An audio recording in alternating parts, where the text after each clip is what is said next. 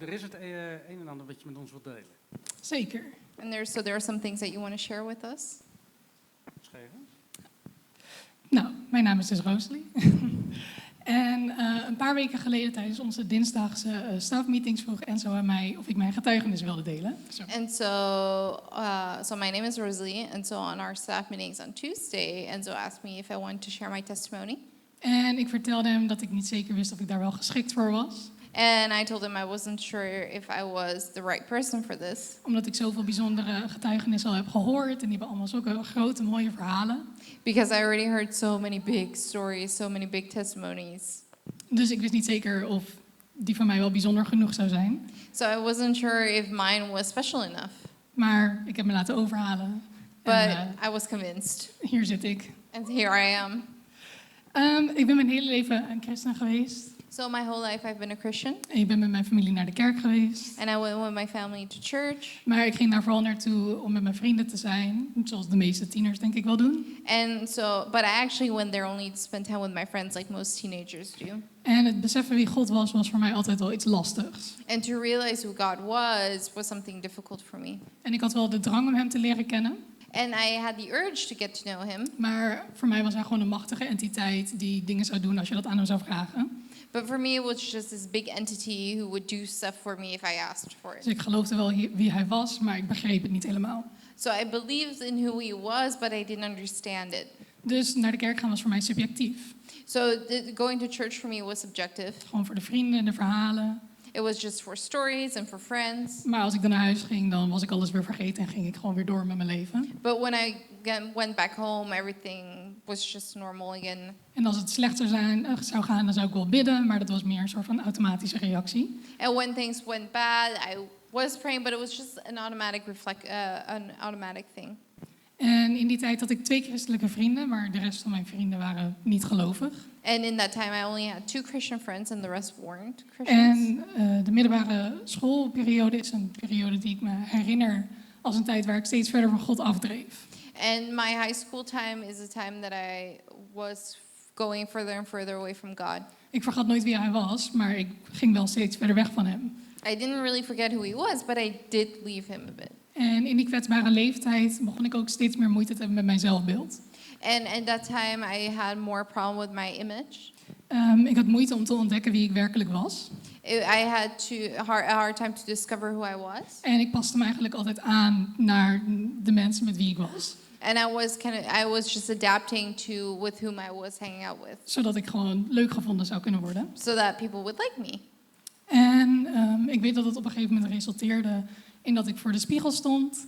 And that resulted me looking in the mirror. En dat ik allemaal dingen bij mezelf ging aanwijzen van, nou, dat is niet goed, dat is niet leuk, dat is raar. That I would look at myself in the mirror and say like, oh, this is not quite right. This is a little strange. En ik wilde er eigenlijk telkens uitzien zoals mijn vriendinnen, die er wel mooier uitzagen of dunner waren dan ik. And I wanted to constantly look like my friends who were thinner or prettier than me. En nou, dat resulteerde in heel veel schaamte eigenlijk bij mij. And that resulted in a lot of shame for me. Ik wilde bijvoorbeeld, als we gingen zwemmen, nooit zwemkleding aan. I never wanted to put swimsuits on. Ik voelde me alleen maar comfortabel in baggy kleding. And I always felt comfortable in baggy clothes. En op een gegeven moment raakte ik daar heel erg geobsedeerd mee. And eventually I started getting obsessed with this. En dat resulteerde bij mij in een eetstoornis. And so I got an eating disorder. En ik raakte ontzettend geobsedeerd met wat ik in mijn lichaam toeliet. And I always was obsessed with what I was putting in my stomach, in my body. Als ik bijvoorbeeld vandaag een stuk taart at, So if I would eat a piece of cake, dan mocht ik morgen alleen maar crackers en water. then I could only eat water next day. Want als ik aan zou komen, dan zou niemand me meer leuk vinden, toch? Because if I would gain weight, then nobody would like me Als ik er raar anymore. zou uitzien, zou ik mezelf ook niet meer leuk vinden. And I would not like myself anymore either. Maar vandaag de dag weet ik dat hoe dan ook ik mezelf niet leuk zou vinden, omdat het een leugen was, wat ik geloofde. And now I know that this is all a lie. Maar dit alles maakte me wel geobsedeerd met wat de duivel of de vijand tegen mij vertelde. But this all made me obsessed with the things that the devil or the enemy told me. En ik geloofde alles wat hij zei en dat liet me eigenlijk steeds verder en verder van God afgaan. And I believed this, and so he brought me further and further away from God. En dat resulteerde voor mij in een heleboel geestelijke strijd. And this resulted also in a lot of spiritual challenges. En op een gegeven moment was het niet alleen maar overdag, maar dit gebeurde steeds vaker 's nachts. And this didn't only happen during the day, but also in the night. En dat resulteerde in dat ik dingen ging dromen en ik zag dingen en ik had nachtmerries. And I had nightmares, and I started dreaming things, and I saw things. En het was voor mij ontzettend eng, omdat ik niet begreep wat er gebeurde. And this was really scary for me because I didn't understand what was happening. Maar voor mij was het ook ontzettend eng om dat te delen met mijn familie, omdat ik niet wist wat zij ervan zouden denken. But this was really hard for me to share with my family because I didn't know what they were thinking about this. Dus ik denk dat ik ongeveer een jaartje zo heb rondgelopen dat ik alles voor mezelf hield. So for about a year, I kept this all to myself. Dat ik in angst was, eigenlijk constant. That I was constantly in fear. Maar ik wilde het allemaal voor mezelf houden, want ik schaamde me om het met mensen te delen. But I kept it all for myself because I was ashamed. Maar daarin heb ik het ook niet met God gedeeld. Ik dacht dat ik het zelf allemaal aan kon. But I also didn't share it with God because I thought I could handle it on my own. Hij was verder ook gewoon niet meer interessant voor mij. And it was also not interesting for me anymore. Maar wat ik me nog wel herinner is dat, hoe ver ik ook van hem af was, ik wist dat hij er altijd was. But I always remember that even though how far I was always nearby. En hij keek naar mij en hij wachtte op mij. And he looked at me and he waited for me. Maar ik koos er gewoon voor om dat te negeren. But I just decided to ignore it. Een lange tijd gingen wij niet meer gezamenlijk als gezin naar de kerk. And for a long time we didn't go as a family to church. En ik persoonlijk ging helemaal niet meer naar de kerk. And me personally didn't go to church at all. En in die tijd sloot mijn zus Annika zich aan bij Credo. And then in that time my sister Annika came to Credo. En ik weet nog dat ze me telkens vroeg of ik mee wilde op zondagen. And she kept on asking me if I wanted to come on Sundays. En ik dacht, doe niet zo irritant. Ik wil gewoon uitslapen op zondag. And I thought, don't be that annoying. I just want to sleep in. Maar ik denk dat ik uiteindelijk 2 of 3 keer mee ben geweest. And then I came 2-3 times. Waar ik toen ook Enzo en Sandy heb gezien. Where I also saw Enzo and Sandy. En een tijdje later kreeg ik opeens een berichtje van Enzo. And then a time later, I got a message from Enzo. En ik dacht, wie is deze vreemde man? Ik bedoel, ik heb hem maar 1 keer gezien en nu stuurt hij mij een berichtje. And I was thinking it was a strange guy. I only saw him once, now he's texting me. Maar hij vertelde me dat hij tijdens zijn stille tijd aan mij moest denken. But he told me that during his quiet time, he thought about me. En ik was verbaasd en ik vroeg hem waarom. And I was surprised. I was like, why? En hij vertelde me dat ik al veel langer in zijn gebeden was. Maar dat hij toevallig een foto van mij zag en dat hij daarom het gevoel had dat hij met mij moest praten. And so I was already longer in his thoughts and his prayers, but he saw a picture of me coming by, and so he felt like he needed to talk to me. En vervolgens vroeg hij mij of ik gedoopt was. En zo niet. And he asked me if I was baptized. En zo niet of ik ver genoeg was in mijn geloof om me te laten dopen. And if I wasn't baptized, if I was far enough in my faith to get baptized. En ik vertelde hem dat ik niet gedoopt was, maar dat ik ook best wel vaak worstelde met mijn geloof. And I told him I wasn't baptized, but I was struggling with my faith. Dus dat ik het daarom ook niet wilde. That's why I also didn't want to do it. En hij vertelde me dat worstelen normaal is. And he told me that struggling is normal. Maar dat het geen reden is om dingen niet te doen. But that's not a reason not to do things. En in dat gesprek over WhatsApp maakte hij eigenlijk al heel duidelijk dat ik al onderdeel was van de kerkfamilie. And in that message, in that time texting with each other, he made me realize that I was already part of the family. En een paar dagen later ben ik bij Enzo en Sandy gaan eten. And a few days later, I went to eat at Enzo and Sandy. En ik voelde me een beetje ongemakkelijk. And I felt a little uncomfortable. Ik dacht, nou oké, ik heb deze mensen misschien 1 of 2 keer gezien en nu ben ik bij hen thuis. And I thought I already saw these. It was a little awkward. I saw them only once or twice. Now I'm at their home. Maar vanaf het moment dat ik daar binnen stapte, wist ik eigenlijk al dat besloten was dat ik gedoopt zou worden. But actually, when I entered the home, I already realized it was already decided that I was getting En baptized. zo kan erg overtuigend zijn daarin. And so it can be very convincing. Maar dat diner was op maandag en diezelfde zondag in die week ben ik gedoopt tijdens Pasen. And that meeting was on Monday, and I got baptized on that Sunday. En hier begon voor mij het echte leven. And here, real life started for me. Ik werd echt deel van Credo. I became a part of Credo. Ik wilde weer groeien in mijn geloof. I wanted to grow in my faith. En het was een echte achtbaan. And it was a real roller coaster. En ik denk dat een veel voorkomende misvatting is And I think that a big misconception is dat als je gedoopt bent, dat alles in één rechte lijn allemaal omhoog gaat. that everything goes in a straight line up after you're baptized. Maar ik verzeker je dat dat niet zo is. But that's not the case. Het enige verschil is dat je niet meer alleen bent. The only difference is that you're no longer alone. En ik herinner voor mij een echt dieptepunt uit die achtbaan. And I remember my deepest point during that roller coaster time. Dat was voor mij een van de grootste geestelijke aanvallen die ik ooit heb meegemaakt. That was one of the biggest spiritual attacks that I ever had. Zo erg dat op een bepaald punt ik dacht dat ik dood zou gaan. And it was so bad that I thought I was going to die.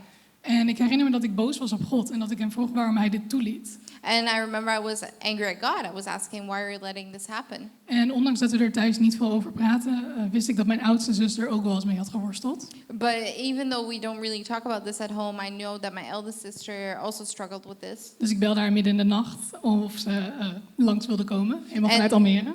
So I called her in the middle of the night if she wanted to come over from Almere. En dat deed ze en ik heb alles aan haar verteld. And she did that and I told her everything. En ze benoemde de essentie om het niet meer voor mezelf te houden, maar om het te delen met de familie vooral. But she shared that it's very important for me that I do not keep this for myself, but I share this with the family. En hoe moeilijk ik het ook vond, de volgende ochtend aan het ontbijt heb ik dat gedaan. And so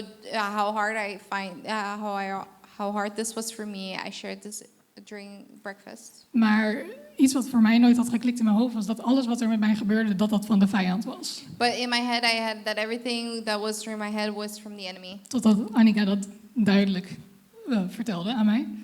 But Annika made this very clear to me. En opeens was het alsof alles klikte. And everything fell into place. Al die aanvallen, al die pijn, al die leugens. All of this pain, all the lies. En vooral nu dat ik een publiekelijke verklaring had gemaakt dat ik Jezus wilde volgen. And because I also made a public declaration that I want to follow Jesus. Was de vijand natuurlijk niet blij met mij. Was the enemy not happy with me? Dus hij ging nog meer achter mij aan. So he pursued me even more. Nadat ik het aan mijn familie verteld had, bleef ik het alsnog wel ervaren. But even though I told my family this, I kept on experiencing this. En ik had het gevoel dat ik het met Enzo moest delen. And I thought that I should share this also with Enzo. Maar ik was weer bang voor veroordeling. But I was scared for judgment. Maar Enzo deed het tegenovergestelde en hielp me juist zoeken naar oplossingen. But Enzo did the opposite and helped me find solutions. En hoe vaker ik erover sprak, voelde ik me eigenlijk steeds minder als een freak. And the more I started talking about it, the more I started to feel like a freak. Kijk waar ik ben hoor. Maar de situatie die stimuleerde mij ook juist. But that situation also stimulated me. En het deed me beseffen het belang van een relatie met God. But it made me realize the importance of a relationship with God. En daarnaast ook hoe ver weg of dichtbij ik bij God ben. And no matter how far or how close I'm with God. De vijand zal me altijd proberen aan te vallen en te manipuleren. The enemy will always try to manipulate me. En daarom is het zo belangrijk dat ik vertrouwen heb in mijn relatie met God. And that's why it's so important that I have faith in my relationship with God. Waar ik sindsdien aan werk. What I'm working on now. En ik zou liegen als ik zou zeggen dat het nu makkelijk is. And I would lie to say if I was saying that everything was easy now. Of dat ik genezen ben van al die leugens die mij verteld werden. Or if I'm healed from all the lies that were told me. Maar wat wel veranderd is mijn kennis. But what has changed is my knowledge. Ik weet dat ik een God heb die groter is. I know that I have a God that is greater. En waarvoor ik goed genoeg ben zoals ik ben. That I'm good enough as I am. En hij laat me zien hoe geliefd ik ben. And he shows me how loved I am. Hij is iemand op wie ik terug kan vallen als ik weer eens worstel met mijn imago. And he is someone I can fall back on if I struggle with my image. En zelfs als ik 1 of 2 dagen weer die leugens geloof van de duivel. And even if I believe 1 or 2 times in the lies of the devil. Dan is de waarheid nog steeds dat hij er voor mij is. Dan is then the truth is still there. En op de dag van vandaag heeft God mij een rol gegeven in de kerk. And until now, God has given me a role. Waarvan ik weet dat als jongere ik zou horen dat we elke zondag om 9:30 in de kerk staan, ze zou flauw vallen. And if I would hear as a young person that I was on church on Sunday at 9:30, I would faint. Maar hij heeft me ook een gemeenschap gegeven. But he also has given me a community. En hij heeft van mijn grootste strijd mijn gave gemaakt. And he has, from my biggest challenge, he has made it my gift. En ik wilde vandaag veel dingen duidelijk maken. And I want to make a lot of things clear. Maar wat ik vooral wilde duidelijk maken, But I really want to clarify dat er geen perfecte christen bestaat. that there's no perfect Christian, Alleen een perfecte Christus. only a perfect Christ.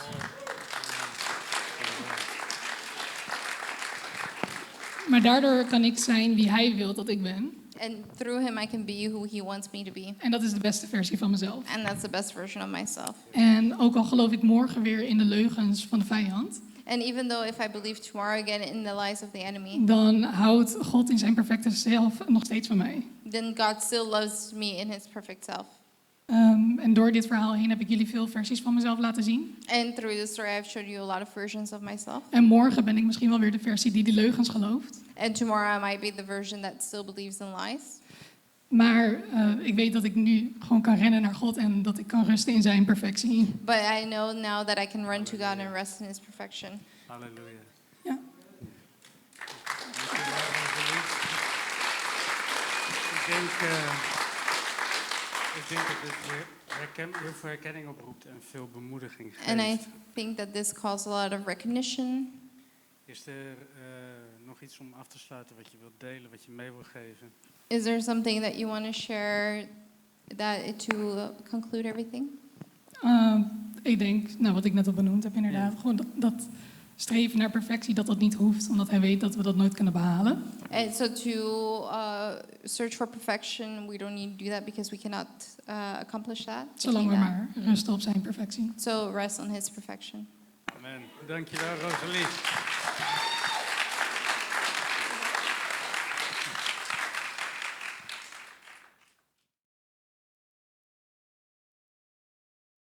Hello. Hello. Could you introduce yourself? Yes. Kan je jezelf even voorstellen? So my name is Stella. I'm 22 and I come from France. Dus mijn naam is Stella, ik ben 22 jaar oud en ik kom uit Frankrijk.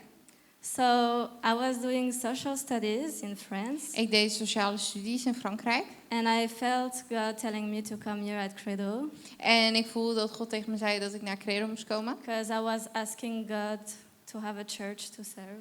Omdat ik aan God vroeg voor een kerk waar ik in kon dienen.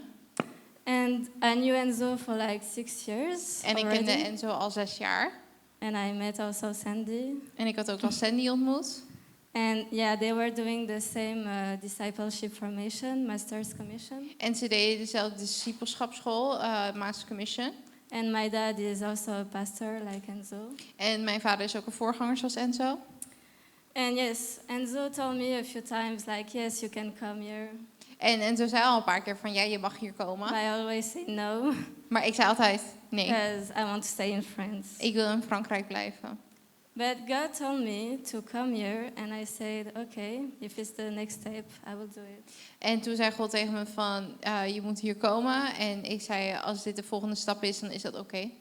So I was in school, Dus ik was op school. and God said to me, you are ready for the next step. Toen zei God tegen me, je bent klaar voor de volgende stap. And I said to my dad, I want to leave.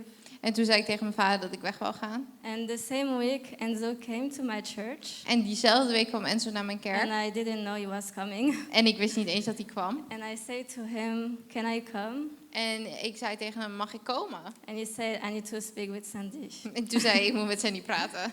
But after, yes, I'm here. Maar uiteindelijk, ja, ben ik hier. So I grew up in a Christian family. Dus ik ben opgegroeid in een christelijke familie. And I gave my life to God. I was 4. En ik gaf mijn leven aan Jezus toen ik 4 was. So I feel I always gave my life to God. Dus ik heb het gevoel dat ik altijd mijn leven aan Jezus had gegeven. And according to my parents, the change was radical. En volgens mijn ouders was de verandering best wel groot. And God has always been my best friend. En God was altijd mijn beste vriend. Someone I can be close to and talk to. Iemand waar ik dichtbij kon zijn en waarmee ik kon praten. But when I grew up, I gave also a lot of importance to what people can say. Maar toen ik opgroeide vond ik het ook heel erg belangrijk wat andere mensen over mij zeiden. And I felt different. En ik voelde me anders.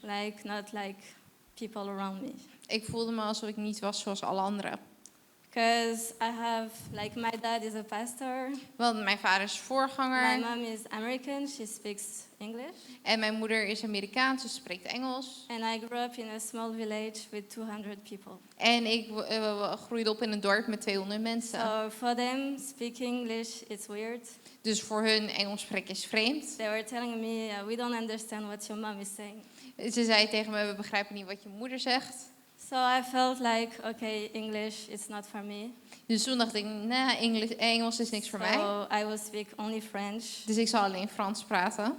And yes, so I was rejecting my mom for who she was. Dus ik negeerde mijn moeder eigenlijk voor wie ze was. And I also did homeschool for 2 years. En ik heb ook een thuisstudie gedaan voor 2 jaar. I was 12 and 13 years old. Ik was 12 en 13 jaar oud. And I felt really alone and I became ashamed. En ik voelde me heel erg alleen en ik schaamde me. Because I was not like people around me. Want ik was alleen. Ik was zonder mensen. But when I was 13, Maar toen ik 13 the was, same time I did homeschool, dezelfde tijd dat ik het thuisstudie I deed, went to youth camps. ging ik naar jeugdkampen. And I had many revelation of God for my life.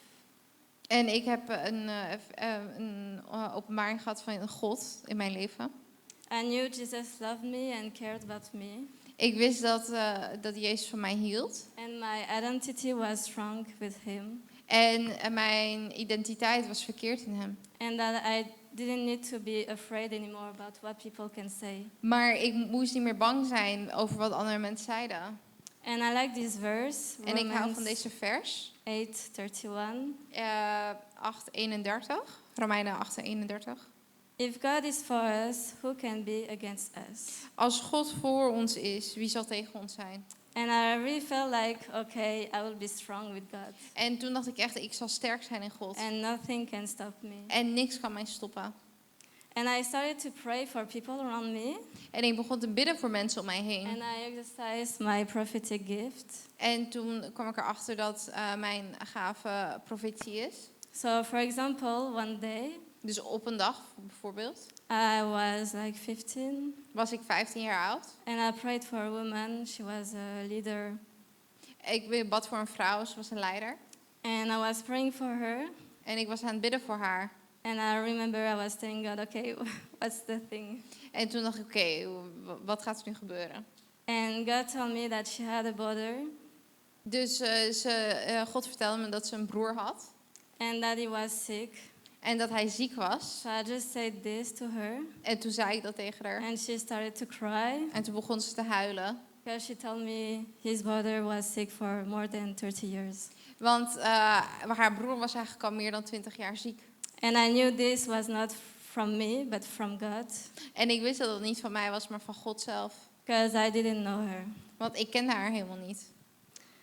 And also, God helped me to work on my character. En God heeft me ook geholpen om aan mijn eigen karakter te werken. To not look for what people have done wrong. Om niet te kijken naar wat mensen verkeerd hebben gedaan. To not judge them. Om ze niet te veroordelen. And God helped me to be strong every time someone was mean to me. En God heeft me ook geleerd om sterk te zijn elke keer als iemand gemeen tegen me was. Because I heard like, you're ugly, we don't want you. Want ik hoorde vaak dingen zoals je bent lelijk, we willen je niet. So I worked hard on myself. Dus ik heb hard aan mezelf To gewerkt. be a better person with God. Om een beter persoon te zijn met God. And also to ask forgiveness. En ook om vergiffenis te To vragen. ask forgiveness to my mom. Om vergiffenis te vragen aan mijn moeder. To my dad. Aan mijn vader. To my sister. Aan mijn zus. Like everyone. Iedereen eigenlijk. And also to have good relationship. Maar ook om goede relaties te hebben. Now I know my family is one of my biggest gifts. Nu weet ik dat mijn familie een van mijn grootste cadeaus I have is. 4 brothers and 2 sisters. Ik heb 4 broers en 2 zussen. And I'm really proud of them. En ik ben echt trots op ze. And I also have a good relationship with my parents. En ik heb ook een hele goede relatie met mijn ouders. And speaking English is part of me. En Engels spreken is een onderdeel van mij. Even if I'm starting now in Netherlands. Ook al begin ik nu pas hier in Nederland. Yeah, I will do it. Ik zal Nederlands leren. And if I need to learn Dutch, I will do it. Als dat moet, dan zal ik het doen. Yeah, so, and also, if I didn't do homeschool, I would not be the same person today. En als ik niet een thuisstudie had gedaan, dan was ik ook niet dezelfde persoon geweest. Because I am the person I was dreaming to be when I was 13. Want ik ben nu de persoon die ik droomde die ik zou zijn toen ik 13 was. But to be honest, sometimes Maar om heel eerlijk te zijn, soms I don't know what's the plan. weet ik niet wat het plan is. Why Amsterdam? Waarom Amsterdam? Why God is not answering to my dreams directly? Waarom beantwoordt God mijn dromen niet direct? I don't know you, but sometimes I want to know everything. Ik weet niet van jullie, maar soms wil ik alles weten. But I believe God wants to teach us to wait. Maar ik geloof dat God ons leert om te wachten. His timing is not ours. Zijn timing is niet de onze. And God wants us to have a deeper relation with Him. En God wil dat wij een diepere relatie hebben met hem. And Jesus is the best decision you can make. En Jezus is de beste beslissing die je kan nemen. That's it. Amen. Dankjewel, Stella.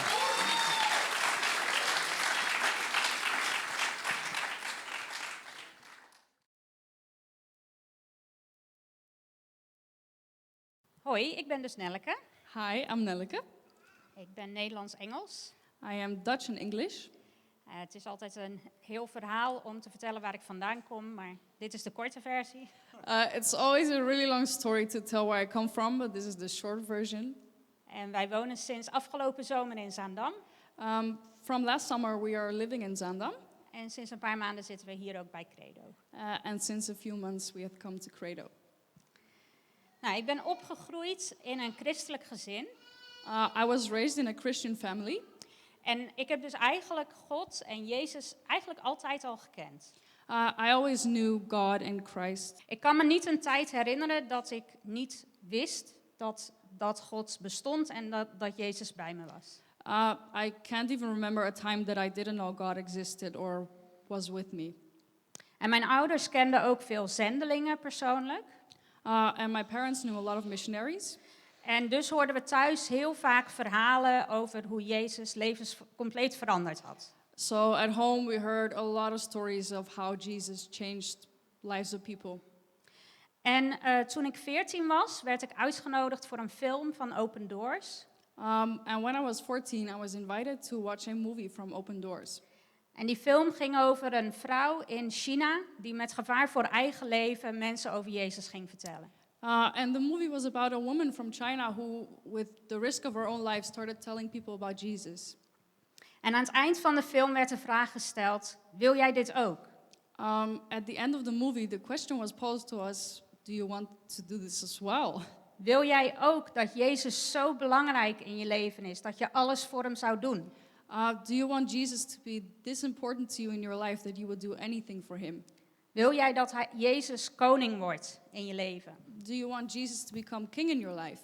En dat was het moment dat ik me realiseerde dat ik niet alleen maar hoefde te geloven dat Jezus er was. This was the moment I realized I didn't only have to know that Jesus existed, Maar dat hij echt ook effect had in mijn leven, doordat hij de belangrijkste persoon was. that his presence in his life and his importance in his life had an effect on me. Later als tiener en als jongvolwassene had ik wel eens het idee van, ja, wat is mijn getuigenis nou? And when I was a teenager and a young adult, I had thoughts like, what is my testimony? Soms hoorde je van andere mensen wel eens een verhaal dat je dacht, wow, dat is echt heel dramatisch en heel mooi, heel krachtig. Sometimes you would hear stories from people that were so like big and powerful and amazing. En op dat moment realiseerde ik eigenlijk nog niet helemaal wat het betekent dat Jezus ons hele leven op zijn kop wil zetten. And in this time, I didn't really realize what it meant that Jesus can turn your entire life around. Nou, we spoelen eventjes 15 jaar verder in mijn leven. All right, we're going to fast forward 15 years into my life. En toen raakte ik op een punt dat ik depressief was. This was at a point where I became depressed. En ik had extreme woede-aanvallen. I had these anger outbursts. Niet gewoon een heel klein beetje boos, maar echt, het was echt extreem. Not just a little bit angry, like really, really angry. Gillen, schreeuwen, deuren slaan, dingen kapot maken. I was screaming, I was smashing doors, I was breaking stuff. En er ging geen dag voorbij, op het hoogtepunt daarvan ging er geen dag voorbij dat ik meerdere keren echt helemaal door het lint ging tegen mijn gezin. At the peak of this situation, there were days that I would have several times a day that I would just completely burst out into my family. En ik was echt mijn gezin ook aan het kapotmaken. I was destroying my family. Ik had al verschillende keren hulp gezocht. I tried to find help for several times. Ik was al verschillende soorten therapie had ik gedaan. I had done therapy, several kinds of therapy. Ik had al met me laten bidden door mensen, wat een hele bijzondere ervaring was. People were also praying for me, which was a very special thing to experience. Maar toch was de onderste steen nog niet boven gehaald. But still there was something that was not yet recognized. En de kern van het probleem was nog steeds niet opgelost. The core of the problem was still there. Nou, om een lang verhaal kort te maken. To make a long story short. Gelukkig was daar 1 therapeut. Luckily there was one therapist. En zij wilde met mij echt de onderste steen opzoeken, de onderste steen bovenhalen. She wanted to really start digging into what is happening in my heart and find the real core of what was happening and why I had these outbursts. En op dat moment liet Jezus zien wat er nu eigenlijk onder zat. And at that moment, Jesus was showing what was beneath all of this. En dat had ik nooit kunnen raden wat dat was. I could have never guessed what this was. Want het was iets wat er met me gebeurd was toen ik een baby was. It was something that happened to me when I was a baby. Maar het had iets in mijn hoofd gedaan, It had done something in my head, waardoor ik constant Gods liefde probeerde te verdienen. and that was the reason I constantly tried to earn God's love. Ook al als je me het gevraagd had, had ik gezegd, nee, natuurlijk niet, want we zijn alleen door genade gered. If you would have asked me, I would have told you, no, I'm not trying to earn God's love because it's God's grace and we're saved through that. Maar ik had constant van binnen, ik moet. But constantly inside I was like, I have to. En op het moment dat Jezus mij daarvan vrijzette, The moment God delivered me from that, stond letterlijk mijn hele leven op zijn kop. my whole life was turned upside down. En letterlijk van de een op de andere dag werd alles anders. And literally from one day to the other, everything changed. Er is een verhaal in de Bijbel wat ik als kind nooit begreep. There is a story from the Bible that as a kid I never understood. Thuis kun je het misschien wel opzoeken, het staat in Mattheüs 22. You can look it up. It is in Matthew 22. En het verhaal gaat over een prins die gaat trouwen en die nodigt mensen uit voor een feest. This story is about a prince who is getting married and he's inviting people onto the party. En alle mensen die uitgenodigd zijn, die komen niet. And all the people who are invited are not coming Om verschillende redenen. because of several reasons. En dan zegt de prins, ga maar op straat iedereen zoeken die je kan vinden, want dit moet een groot feest worden. And the prince is telling the servants, like, go onto the streets and invite people because we have to have a big party. Nou, tot zover begreep ik het. Mooi verhaal, heel goed. Until that far, I understood the story. I mean, it's a nice story. Maar dan komt er een gekke draai aan het verhaal. But the story has a strange twist. Want de koning komt dan binnen om te kijken wie er gekomen is. The king is entering into the building and seeing who came. En dan ziet hij iemand die geen feestkleren aan heeft. And he sees someone who is not dressed according to the party. En hij zegt, hoe komt het nou dat je geen feestkleren aan hebt? And he asks, how come you're not dressed the right way? En de man wist niks daarop te zeggen. And the man didn't know what to say.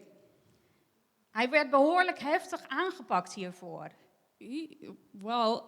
This guy was being really strict with him. En ik snapte dat nooit. And I never really understood it. Want ik dacht, we mogen toch altijd gewoon bij Jezus komen zoals we zijn? Because I thought we can always just come to Jesus as we are, right? En dat is ook zo. That's true. Je mag bij Jezus komen zoals je bent. You can come to Jesus as you are. Maar wat ik geleerd heb door de jaren, is dat Jezus niet wil dat we zo blijven. But if there's anything that I've learned throughout the years, it's that God doesn't want us to stay the same. Jezus wil dat ons hele leven van hem is.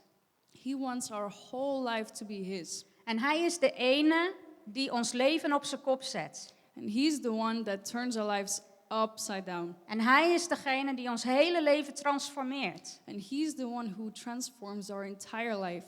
En hij is ook de enige die dat kan. And He's the only one that can do that. En de vraag is of wij bereid zijn om hem toe te laten. And the question is if we are able and prepared to let God enter in. Om in al die smerige delen van ons leven verandering te brengen. To bring change to all the vile and dirty things that are going on in our lives. Want ons hele leven is voor Jezus. Because our whole lives are for Jesus. En hij wil alles hebben en hij wil alles op zijn kop zetten. And He wants to have everything and turn everything upside down. Dus ja, kom zoals je bent. So come as you are. Maar blijf niet zoals je bent. But don't stay as you are. Geef elk deel van je leven aan Jezus. Give every part of your life to Jesus.